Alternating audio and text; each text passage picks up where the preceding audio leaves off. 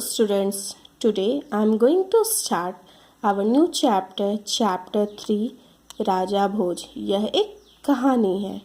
इस कहानी में भारतीय इतिहास के एक ऐसे महत्वपूर्ण प्रसंग से अवगत कराया गया है जो हमें धर्म, अधर्म, सच, झूठ, पाप, पुण्य तथा प्रायश्चित जैसे गुण अवगुणों का भेद समझाता है तथा जीवन का सही मार्ग सुझाता है। व्यक्ति स्वार्थी बनकर कितना बड़ा पाप करने पर आमदा हो जाता है तथा फिर सत्य का ज्ञान होने पर किस तरह गंभीर प्रायश्चित करने का मन बना लेता है, यही दुर्बल संदेश इस कहानी में हमें प्राप्त होता है।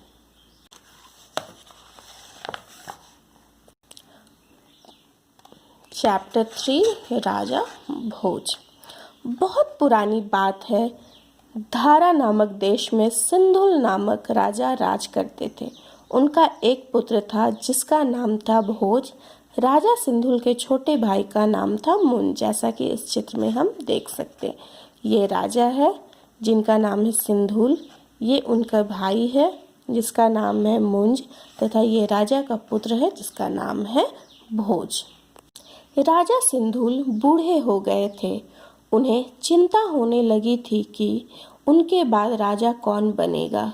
वे अपने बेटे भोज को राजा बनाना चाहते थे, किंतु भोज उस समय बहुत छोटा था और वह शासन नहीं कर सकता था। किंतु राजा सिंधुल को यह भी डर था कि अगर भोज को राजा बनाया गया तो उनका भाई मुंज उनसे ईर्ष्या से भर उठेगा और भोज को मारकर सिंहासन पर बैठना चाहेगा। चिंता करते करते उन्हें एक उपाय सूझा। उन्होंने मुंज से कहा, तुम अभी राज सिंहासन पर आसीन हो जाओ, यानी बैठ जाओ। तुम मेरे पुत्र भोज का लालन पालन करो। मैं चाहता हूँ कि तुम्हारे बाद राजा वह बने। मुंज राजा के निर्णय से बहुत खुश हुए और उन्हें आश्वासन दिया कि वे भोज का लालन पालन बहुत अच्छे से करेंगे। एक दिन राजा के दरबार में ज्योतिषी आए और उनके भूत भविष्य के बारे में बताया। तभी मुंज ने भोज के बारे में भी पूछा। तभी ज्योतिषी ने कहा, यह बड़ा यशस्वी राजा बनेगा और दीर्घ काल तक राज्य करेगा। यह सुनते ही राजा मुंज चिंता में पड़ गए और सोचने लगे कि क्या भोज उन्हें सिंहासन के लिए मार डालेगा। उन्होंने भोज को मरवाने का निश्चय किया। उन्होंने अपने सेवक वत्सराज से कहा, इसे जंगल में ले जाकर मार डालो और मारकर मुझे इसका सिर लाकर दिखाओ। वत्सराज पहले मारने को तैयार ना था, किंतु राजा की आज्ञा माननी पड़ी। जंगल में भोज ने वत्सराज से आने का कारण पूछा। वत्सराज ने सारी बातें बता दी।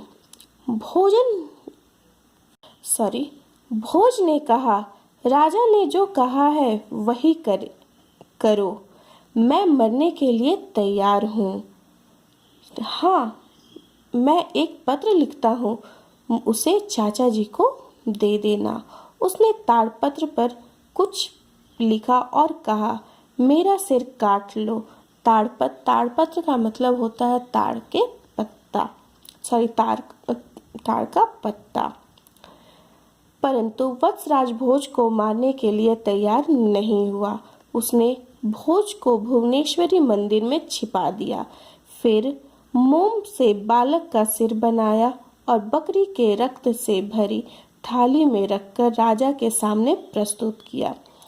तभी राजा ने पूछा, क्या मरने से पहले भोज ने कुछ नहीं कहा? वत्सराज ने कहा, कुछ कहा नहीं, एक पत्र दिया है। राजा ने पत्र खोलकर पढ़ा। उसमें लिखा था, हे राजन, राम और युधिष्ठिर जैसे राजा इस धरती पर पैदा हुए, लेकिन मरते समय धरती माता इनमें से किसी के साथ नहीं गई। क्या आपके साथ जाएंगी? यह पत्र पढ़कर राजा को बड़ी गलानी हुई। उन्होंने सोचा वह कितना गुणी लड़का था। मैंने लालच में इतने अच्छे बालक को मरवा दिया। हाय, कितना बड़ा पाप हो गया। उन्होंने अपने मंत्री बुद्धिसागर को कहा, मुझसे घोर अपराध हुआ है। मैं अग्नि प्रवेश करके पश्चाताप करना चाहता हूँ। यह बात चारों ओर फैल गई। सभी कहने लगे, राजा को पश्चाताप करना ही चाहिए। तभी वत्सराज ने राजा से कहा, हे राजन, आपको अग्नि में प्रवेश करने की आवश्यकता नहीं है।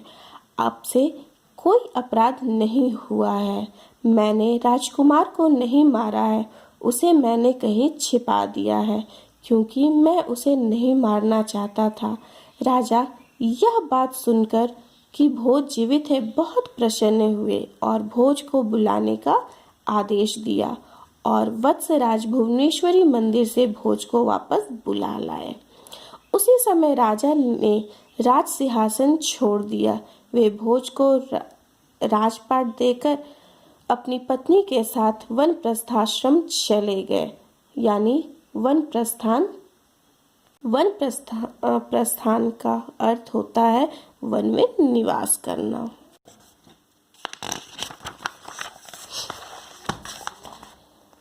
राजा भोज बड़े हुए तो बड़े यशस्वी राजा बने। उनके राज्य में सुख शांति थी। प्रजा बहुत प्रसन्न थी।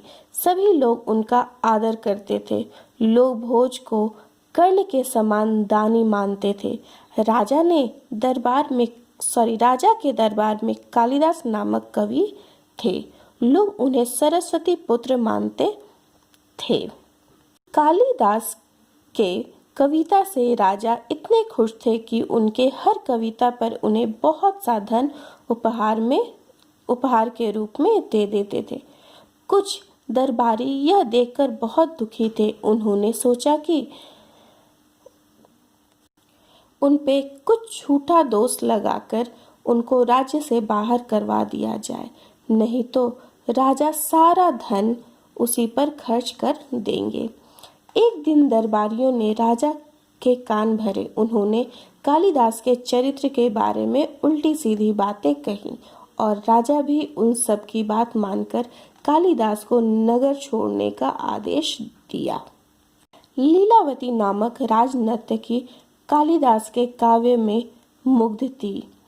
उसने कालिदास से कहा, जल्द ही राजा को सत्य का पता लग जाएगा, यानी सत्य का ज्ञान हो जाएगा। तब तक आप मेरे घर में छिपकर रहिए। रानी ने राजा से कहा, कालिदास सरस्वती पुत्र हैं, कभी गलत आचरण नहीं कर सकते। दरबारी उनसे जलते हैं।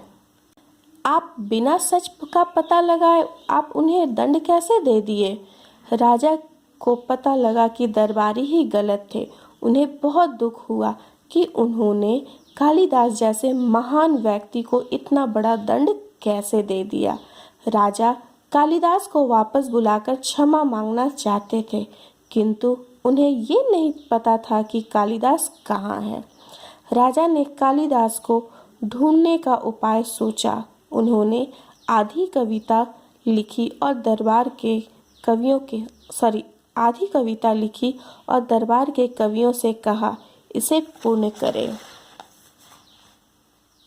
उन कवियों ने बहुत प्रयत्न किया, उसे कोई भी पूरा नहीं कर पाए। सभी कवि लज्जित हुए और देश छोड़कर जाने का निश्चय किए। वे सब लीलावती के घर के सामने से जा रहे थे। कालिदास ने उन्हें अंदर से देख लिया। उन्होंने लीलावती को कवियों के भाग जाने का कारण पूछा। जानने के लिए उन्हें लीलावती को घर से बाहर भेजा। लीलावती वापस आकर आधी कविता सुनाई।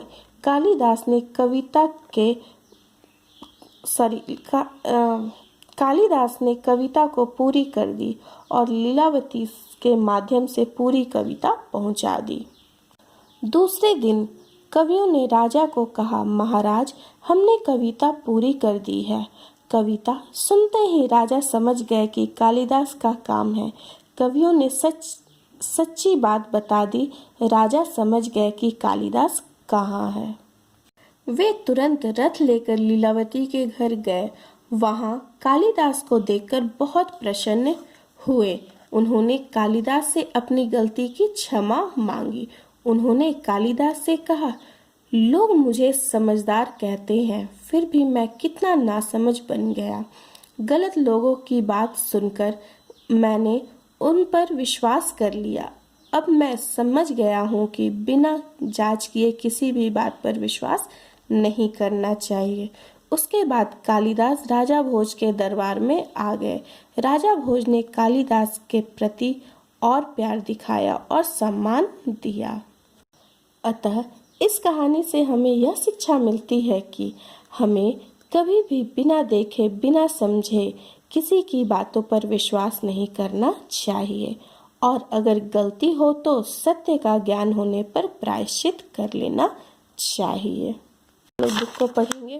पढ़ने के बाद ये प्रश्न उत्तर और ये अपनी नोटबुक में लिखोगे तथा ये अपने बुक में ही करोगे।